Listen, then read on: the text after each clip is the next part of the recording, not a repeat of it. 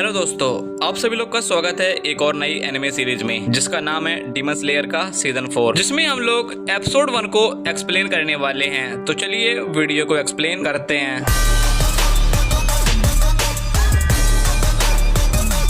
तभी हम लोगों को यहाँ पर सनी और ओना डीमन स्लेयर के मेंबर के साथ एक मेंबर डीमन का पीछा कर रहा होता है और तब वो लोग एक पुरानी जगह पर पहुंच जाते हैं। तब नायक आ जाता है। तभी वो चारों भी डीमन का पीछा करते हुए अंदर चले जाते हैं, जहाँ हम देखते हैं उनके आसपास बहुत सारे डीमन होते हैं। तभी एक डीमन सेना के मेंबर पर हमला कर देता है, पर हम देखते हैं ओना उसे बचा लेता है। तभी बाकी डीमन भी उन सब पर हमला कर देते हैं। तभी ओना और साना भी उन्हें मारना स्टार्ट कर देते हैं और हम देखते हैं कि एक डीमन के मेंबर को उनके साथ लड़ने में बहुत प्रॉब्लम हो रही होती है, पर सुनामी और ओबनॉय उन्हें बहुत आसानी से मार देते हैं। तब ओबनॉय कहता है तुम दोनों वापस चले जाओ, मैं और बिंड हासरा इसे संभाल लेंगे। तब वह दोनों मना करने लगते हैं। तब सुनामी कहता है तुम बस हमारे रास्तों में मुश्किलें पैदा करोगे, इसलिए यहाँ से चले जाओ। तब वो दोनों वहाँ से चले जाते हैं। तब ओबनॉय कहता है यहाँ कुछ गड़बड़ लग रही है। तब सुनामी कहता है तुमने सही कहा, मैंने कभी भी इतने सारे डीमंस को इकट्ठा नहीं देखा। तभी उन्हें एक लड़की की मदद मांगने की आवाज सुनाई देती है। तब सुनामी अकेले ही ऊपर चला जाता है। तब वहाँ पर बहुत सारे डीमंस दिखाई देते हैं और वो अपनी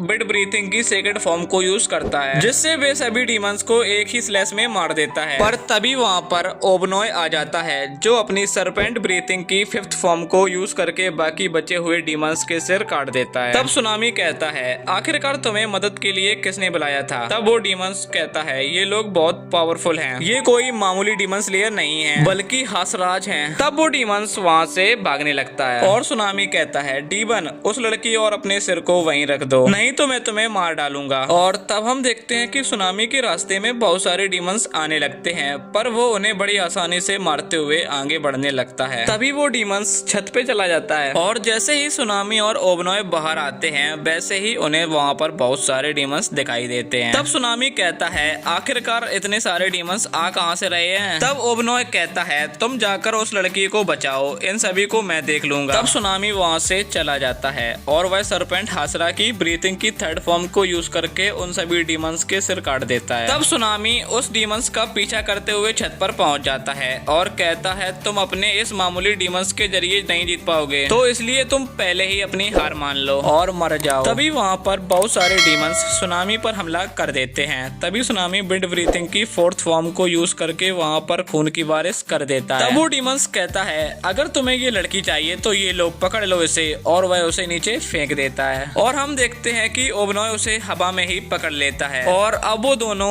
उस डीमंस का पीछा कर रहे होते हैं और जैसे ही उस कैसल के नीचे कूदते हैं, तभी उन्हें इन्फिनिटी कैसल की झलक दिखाई देती है, जहाँ पर बहुत सारे डीमंस होते हैं। तब वो दोनों यह देखकर बहुत ज्यादा हैरान हो जाते हैं, पर उन्हें कुछ समझ नहीं आ रहा होता है। और जैसे ही सुनामी उस डीमंस पर हमला करने लगता है, तभी हम देखते हैं कि इन्फिनिटी कैसल वहाँ से गायब हो जाती है। तब ओबनॉय कहता है आखिरकार ये क्या था और आखिरकार वो डीमंस कहाँ चले गए? तब सुनामी कहता है आखिरकार मुझे इसके बारे में कैसे पता होगा? तब हम लोगों को यहाँ पर कनाव दिखाई जाती है, जो कि अपने मिशन से वापस आ रही होती है। तब सुमुकियो और हाँ उसका स्वागत करने लगती हैं और तब कनाव सुनोबू से मिलने चली जाती है। तब सुनोबू कहती है स्व स्मिथ विलेज में वही हुआ था जैसा मैंने तुम्हें बताया था। मित्सरी, मायोजारो, तंजारो और बाकी सब की वजह से हम 2 पर मूंछ को हरा पाए, और इसके अलावा नेजुको अब सूरज में चल सकती है और अब इस चीज की वजह से बहुत सारे डेवलपमेंट्स आगे हो सकती हैं। अब मुजन नेजुको को हासिल करने के लिए बहुत सारे डेमन्स को भेज सकता है ताकि वो उसे हासिल करके खुद सूरज की रोशनी में चल सके। और अब मैं हासिलास की इमरजेंसी मीटिंग में जा रही हूँ। तो दोस्तों ये एपिसोड का पार्ट यहीं होता है खत्म। तो दोस्तों अब हम मिलते हैं इसी एपिसोड के नेक्स्ट पार्ट में। जब तक के लिए टाटा बाय बाय।